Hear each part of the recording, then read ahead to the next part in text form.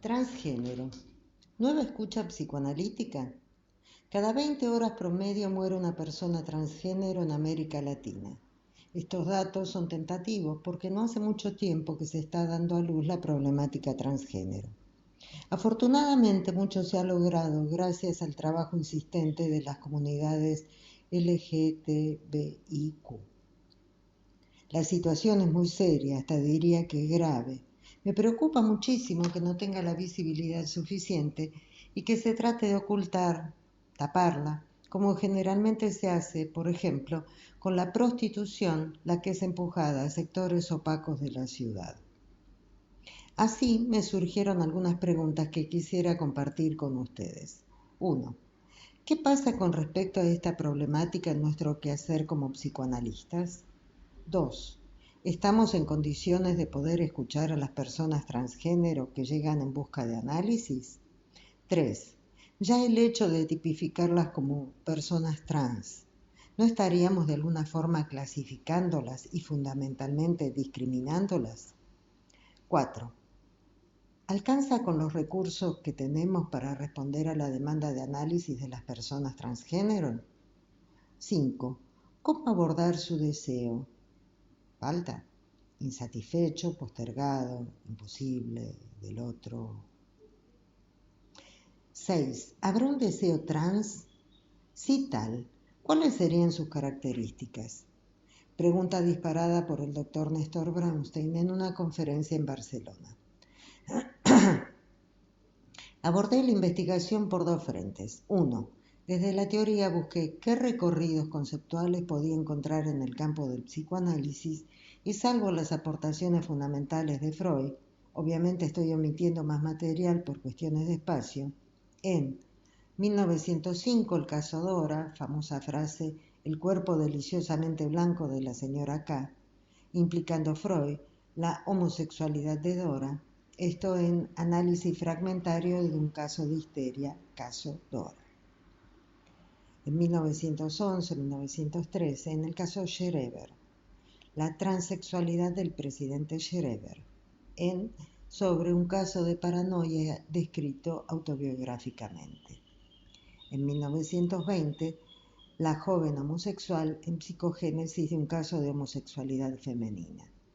Y en 1935, carta a la madre de un joven homosexual, que paso a leer porque es muy descriptiva y es relativamente corta. Viena, 9 de abril de 1935. Estimada señora, de la lectura de su carta concluyo que su hijo es homosexual. Me ha impresionado el hecho de que usted no mencione este término en su carta. ¿Me permite que le pregunte por qué lo he evitado? La homosexualidad no es ciertamente una ventaja, pero tampoco es algo de lo que haya que avergonzarse. No es un vicio ni una degradación. No puede ser calificada como una enfermedad. Nosotros la consideramos como una variante de la función sexual, ocasionada por ciertas deficiencias en el desarrollo sexual. Muchos individuos célebres y respetables de todos los tiempos han sido homosexuales, y varios de los más grandes, entre ellos Platón, Miguel Ángel, Leonardo da Vinci, etc. Es una gran injusticia perseguir la homosexualidad como se persigue el crimen, y es también una crueldad. Si usted no me cree a mí, lea los libros de Havelock Ellis. Cuando usted me pregunta si yo puedo hacer algo por su hijo, entiendo que usted quiere preguntarme si yo puedo suprimir la homosexualidad y poner en su sitio la heterosexualidad normal. La respuesta en líneas generales es que no podemos prometer que eso se logre. En ciertos casos tenemos suerte en desarrollar y potenciar los gérmenes de tendencias heterosexuales que ciertamente están presentes en todo homosexual. En la mayoría de los casos esto no es posible. Es un problema que depende del grado, forma y cualidad, así como de la edad del individuo. Es imposible predecir los resultados de un posible tratamiento. Lo que el psicoanálisis puede hacer por su hijo no va exactamente por ahí. Va por ese otro camino. si su hijo está angustiado, neurótico o atormentado por ciertos conflictos, o si se siente inhibido en su vida social. El análisis podrá aportarle equilibrio y paz mental y hacer de él una persona consciente de lo que es y de cómo es, siga siendo homosexual o no. Si usted quiere que su hijo sea tratado por mí, acérquese a Viena. Yo no acostumbro a trasladarme en estos casos. De todos modos, espero su respuesta. Sinceramente suyo, Sigmund Freud. Siguiendo en esta búsqueda, encontré de Jacques Lacan, a lo largo de toda su obra, fundamentalmente en los matemas de la sexuación y el concepto de Santon. Fuera de los padres del psicoanálisis, solo hallé destacable la postura de Catherine Millot en aquel controvertido libro Hors Sexe de 1990, donde fundamentalmente lo que hace es patologizar la transgeneridad. Abro paréntesis. Hago en este punto un pequeño paréntesis porque esta investigación la llevé a México el último mayo y tiempo antes, dándole forma, propuse un pequeño juego, por así decir, ya que propuse a todos mis contactos de WhatsApp que pensásemos en la familia de palabras de transgénero. Lo remarcable es que en el uso cotidiano son poquísimas las palabras que existen, incluso aquellas del diccionario de la Real Academia Española. Y entonces comenzamos a inventar palabras posibles. Esto nos da la pauta de cuán negado tenemos el tema. Y la otra consecuencia fundamental es que aportando estas palabras al decir del paciente, le estaremos dando recursos para insertar esos afectos significados en la cadena significante, ayudando así a clarificar el enigma, ya que al decir de Jacques Lacan, enigma es un afecto sin significante, como un alma en pena que encuentra ya su lugar y deja de merodear por los rincones. Traten de buscar palabras y se confrontarán con esta situación. Lamentablemente no las dispongo porque como buena recién llegada a este mundo ahorita del 5G, algo hice mal porque un buen día se había borrado todo. Cierro paréntesis. Volvamos, decía, que el aporte de Catherine Millot se centraba en patologizar la situación y aún peor, nos hablaba de un cierto delirio psicótico. Así es que siguiendo el consejo de Néstor Brownstein, me contacté con Patricia Gerovici en Nueva York y me puse al tanto de su gran experiencia al respecto, desplegada en su libro Transgender Psychoanalysis, todavía no editado en español, solo disponible en inglés y francés, y donde ella concluye que no se trata de una patología, sino de una forma de ser. Acuerdo completamente con ella al respecto, lo que paso a explicar. 2. El otro frente que abordé con respecto a esta problemática fue dirigirme a la Secretaría de la Diversidad Sexual de la Municipalidad de Rosario, provincia de Santa Fe, y allí pude entrevistar a funcionarios de la misma, psicólogos, sociólogos, el mismo director, a uno de los médicos tratantes para el cambio de género, así como también el testimonio de 11 personas trans. Conclusiones. Todas, absolutamente todas las personas involucradas en esta realidad estuvieron muy dispuestas a brindar su testimonio. No solo las personas trans, sino también los profesionales intervinientes. 2. Sienten la necesidad de hacer visualizar la realidad que les atraviesa. Es más, lo consideran perentorio, dada la discriminación y matanza que se da en esta comunidad. 3. Desde el posicionamiento teórico de ubicar un diagnóstico diferencial, escuché diferentes tipos de discursos, como sucede en cualquier recorte poblacional, al modo neurótico y al modo perverso, pero llamativamente ninguno al modo psicótico, que sería lo que uno esperaría o hubiera esperado, siguiendo el posicionamiento de Catherine Millot. 4. En ningún caso escuché alguna explicación delirante que podría llegar a ser el soporte de la estructura subjetiva. 5. Todos, absolutamente todos los casos, se sienten de otro género, y muy incómodos en su cuerpo actual, y hacen caso omiso a las consecuencias negativas que trae el abordaje de la hormonización y se someten a variadas y cruentas cirugías con tal de lograr el cuerpo deseado. 7. Desde muy pequeñas, 2 o 3 años, así se han sentido. 8. Poco es lo que dicen de su historia familiar. 9. Se sienten muy orgullosos de estar logrando su objetivo y luchan contra no ser discriminadas. Abordaje psicoanalítico. Tomando la explicación común que ellos nos traen, aquella que, abro comillas, se sienten como un alma de hombre o mujer, según el caso, encerrada en un cuerpo contrario, cierro comillas. Tenemos que seguir al pie de la letra, tal y como Freud y Lacan lo postulan, su decir. Entonces tendremos que abordar la problemática del cuerpo, que tal y como lo adelantó Néstor Brownstein, quien coincide con Patricia Gerovici, su cuerpo ideal, habría que considerarlo un síntoma. Y aquí, abro paréntesis, adhiero a la sugerencia de Pura Cancina que toma de Harari la forma de castellanizar el neologismo de Lacan, symptôme. 1. Lacan en diferentes oportunidades define el síntoma. Quiero en esta oportunidad tomar aquella que dice que síntoma es lo que hace la vida vivible. Así, ¿quién no ha escuchado frases del tipo, si pierdo el trabajo me muero, si fulane me deja me mato, si no hago eso no le encuentro sentido a nada, etcétera, etcétera?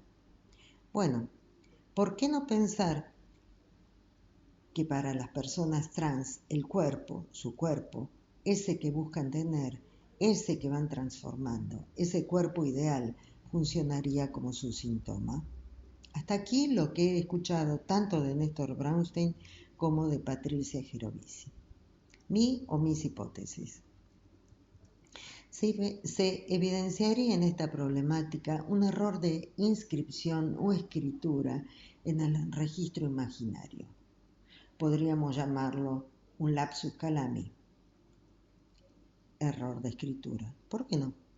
¿Acaso no es en ese saber inconsciente donde se dan los lapsus, esos que nos dicen, si sabemos escuchar, que hay algo que quiere emerger, que quiere expresar, que no es por allí por donde se quiere ir?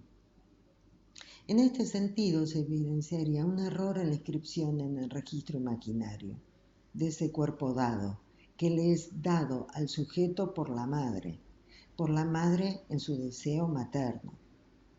Sabemos que la frase deseo materno, es decir, el deseo de la madre, no solo está implícita la palabra madre como sujeto, aquel que realiza la acción, gramaticalmente hablando, sino también puede ser objeto del deseo de otro, de aquel agente que realiza la acción. Esta idea quedará más clara en voz pasiva. La madre es deseada. Así, la madre desea un hijo y ese hijo desea a esa madre, ya que es una cuestión de vida o muerte. Quiero explicar con esto, o sea, si la madre no cuida, no atiende a su hijo, depende la vida de ese hijo, de esta madre. Recordemos el caso de estos chiquitos que son arrojados, son desechados, cual si fueran basura, son recuperados y tienen determinadas horas como para poder darles la atención, alimento, incubadora y demás, porque si no, después realmente muere ese organismo. Entonces, la madre, atravesada por la falta, desea ese hijo que la va a completar y en ese derrotero ella lo imagina, hace una imagen de su hijo, imagen perfecta, imagen ideal. Toda madre sabemos que ese enfant recién nacido no encaja precisamente en la imagen idealizada. Y al decir de François Dolto, deberemos hacer el duelo por ese ideal que no fue, para poder recibir al enfant recién llegado. Ella pone el ejemplo de la madre del niño retrasado y cómo hace el duelo, se repone y levanta las banderas por los derechos sociales de ese enfant. Este es un claro ejemplo que todas las madres debemos hacer ese duelo por el enfant ideal que no es, y armamos o corregimos esa imagen que tenemos de nuestro hijo y se la ofrecemos. Imagen en la que ese enfant se zambulle y logra la tranquilizante unidad integradora de la imagen. En pocas palabras, se produce la operación psíquica donde el yo, moi, ha de advenir. Ahora bien, ¿qué podría suceder si esta madre no puede hacer ese movimiento? Que no es otro que hacer el duelo por ese hijo ideal que no fue. Y le ofrece a ese hijo una imagen bastante alejada de la realidad, donde, por ejemplo, deseaba una niña y llega un varón, o viceversa. ¿Acaso, como vimos en el caso objetivo del deseo materno, es decir, la madre es deseada por el hijo, ya que es una cuestión de vida o muerte, el hijo se zambulle en esa imagen ofrecida por la madre? Entonces podríamos pensar que por razones singulares la madre no puede abandonar la imagen de su hijo de determinado género. Nunca podría hacer ese duelo, entonces ese hijo se identificaría al deseo materno, queriendo completar esa madre, queriendo tener la apariencia del hijo deseado por la madre, porque si no lo lograra no tendría consistencia, no tendría ser. De este modo, mi hipótesis es que habría un deseo trans, originado por la no correspondencia entre la imagen ofrecida por una madre, melancólica tal vez, y el real del hijo recién llegado. Deseo trans, deseo imaginado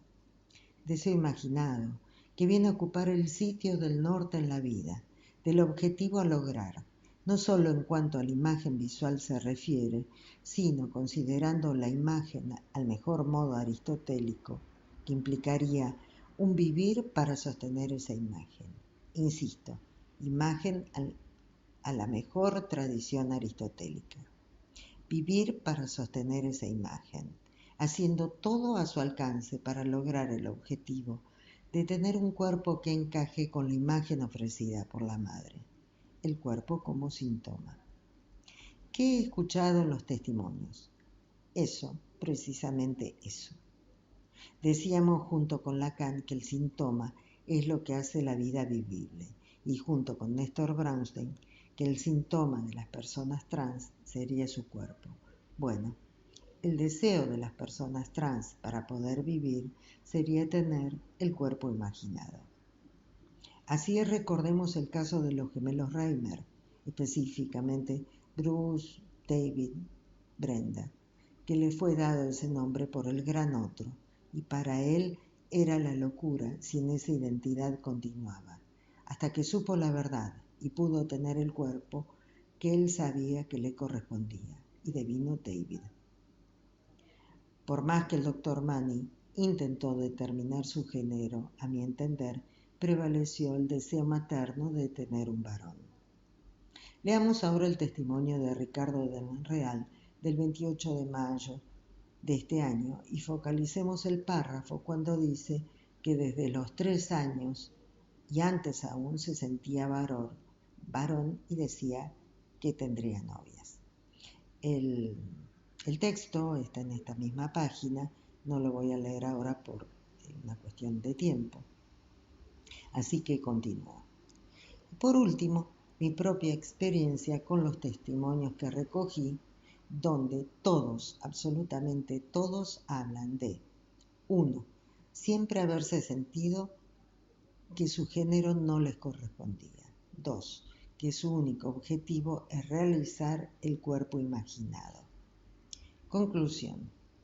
Sabemos que el síntoma es lo que me sostiene en la vida, es lo que hace vivible la vida. Ahora bien, ese síntoma es la respuesta a lo fallido del padre, a ese nombre del padre que puede hasta un punto y que en el mejor de los casos emergerán los nombres del padre. Entonces me pregunto, Tal vez se pueda trabajar con esos nombres del padre para que una cierta nominación amengüe la influencia de esa imagen idealizada, de ese deseo imaginado, originado por una madre que no pudo probablemente hacer el duelo por ese hijo ideal que no fue. 2. Como en el caso de Ricardo, quien es miembro del Comité Olímpico Mexicano, se ha casado, pero solo transforma su imagen corporal sin llegar a la cirugía de la reasignación de sexo. O 3. De Rubí del Mar, quien logra tener el título de locutora, que está en la misma línea que la coordinadora del espacio de diversidad sexual. O 4. De Emma, cuando, abro comillas, se calma con la prostitución desenfrenada, cuando encuentra a Besh, su personaje drag queen, muy respetada y reconocida en ese ambiente. Dice textualmente: puedo diferenciar mi personaje de Besh de lo que es Emma. Eso me ayuda mucho. El movimiento drag queen. Pude descubrirme como una mujer trans. Besh es una cosa y Emma es otra. Besh es un personaje fino y en lo performático es grotesco. Emma es otra cosa. Emma nunca usaría la ropa que usa Besh. Besh es una prostituta y Emma lo fue en su momento, pero ahora está como más tranquila desde que pudo encontrarse a sí misma en el personaje de Besh. Cierro comillas. 5. Lamentablemente, esto es lo que no logra David Reimer, si bien lo intentó, pero terminó suicidándose. Así, trabajando con ese deseo imaginado, ¿de quién? Y con los nombres del padre posibles, tal vez se pueda disminuir el altísimo porcentaje de suicidios de la comunidad transgénero. En cuanto a la aceptación o no por parte de la sociedad de la diversidad sexual, ya sería cuestión de trabajar en forma conjunta con otras disciplinas, implementando políticas ad hoc. Muchísimas gracias. Buenas noches.